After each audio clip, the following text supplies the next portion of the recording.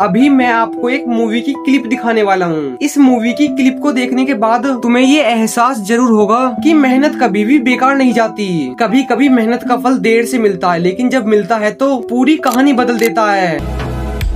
दुनिया में इतना सारा काम है, तो सब छोड़ छाड़ के आपको पहाड़ तोड़ने का काम मिला है। भाई अपना अपना हुनर है।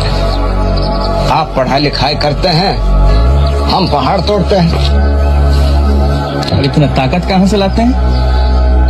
ये प्रेम है, पहले अपने जोरों से था, अभी पहाड़ से है।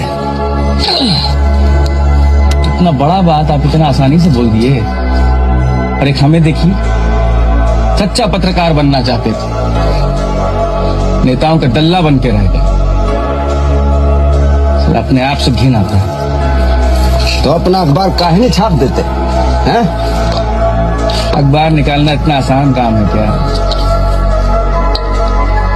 पहाड़ तोड़े से भी मुश्किल है।